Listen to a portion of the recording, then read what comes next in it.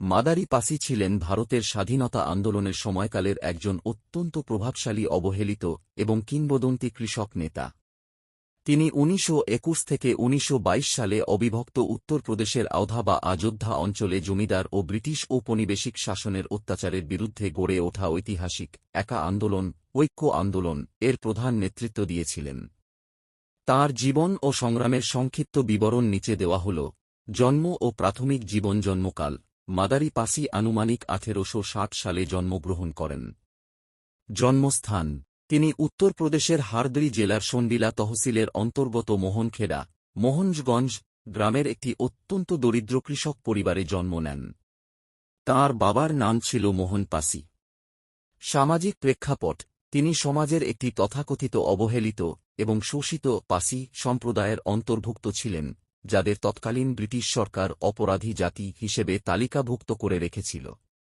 একা আন্দোলন ও তাঁর নেতৃত্ব: ১৯২১ থেকে ১৯২২ তৎকালীন সময়ে উত্তরপ্রদেশের জমিদার ও তালুকদাররা সাধারণ কৃষকদের ওপর অতিরিক্ত খাজনা চাপানো, জমি থেকে উচ্ছেদ করা এবং জোরপূর্বক বিনা মজুরিতে কাজ করানোর, বেগার শ্রম মতো চরম অত্যাচার চালাত। এর প্রতিবাদে ১৯২১ সালের শেষের দিকে একা আন্দোলন শুরু হয়। তৃণমূলের উত্থান: আন্দোলনটি শুরুতে ভারতীয় জাতীয় কংগ্রেস এবং খিলাফত নেতাদের দ্বারা প্রভাবিত থাকলেও মাদারি পাসি খুব দ্রুত এর মূল চালিকাশক্তি এবং তৃণমূলের প্রধান নেতায় পরিণত হন। ঐক্যের প্রতীক: একা শব্দের অর্থ একতা। তিনি জাতিধর্ম নির্বিশেষে হিন্দু, মুসলিম এবং সমস্ত শোষিত ক্ষুদ্র কৃষকদের একত্রিত করেন। আন্দোলনের সময় কৃষকরা পবিত্র গঙ্গাজল বা পবিত্র কুরআন স্পর্শ করে অন্যায়ের বিরুদ্ধে এক থাকার শপথ নিতেন।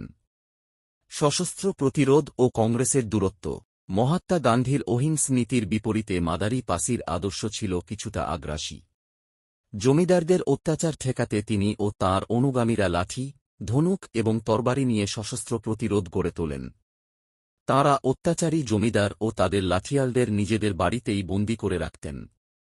এই সহিংস রূপের কারণে কংগ্রেস ও তৎকালীন জাতীয় নেতারা এই আন্দোলন থেকে নিজেদের সমর্থন প্রত্যাহার করে নেন।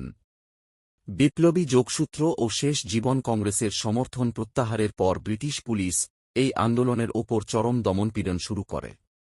ব্রিটিশ সরকার মাদারি পাসিকে জীবিত বা মৃত ধরার জন্য তৎকালীন সময়ে ১,০০০ টাকার পুরস্কার ঘোষণা করে।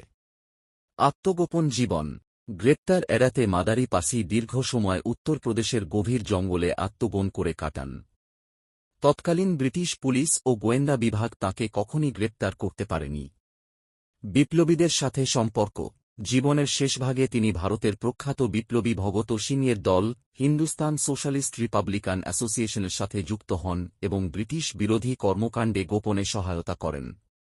মৃত্যু: দীর্ঘ বিপ্লবী ও সংগ্রামমুখর জীবনের পর আনুমানিক ১৯৩০ বা ১৯৩১ সালের মার্চ মাসের শেষের দিকে আত্মগোপনে থাকা অবস্থাতেই প্রায় ৭০ বছর বয়সে এই বীর মহানায়কের মৃত্যু হয়। ইতিহাসের পাতায় মাদারি পাসির নাম দীর্ঘকাল উপেক্ষিত থাকলেও বর্তমান সময়ে তাঁকে ভারতের শোষিত ও প্রান্তিক কৃষক আন্দোলনের অন্যতম প্রধান প্রতীক এবং প্রথম সারির নিম্নবর্ণের সফল গণনেতা হিসেবে গভীর শ্রদ্ধার সাথে স্মরণ করা হয়।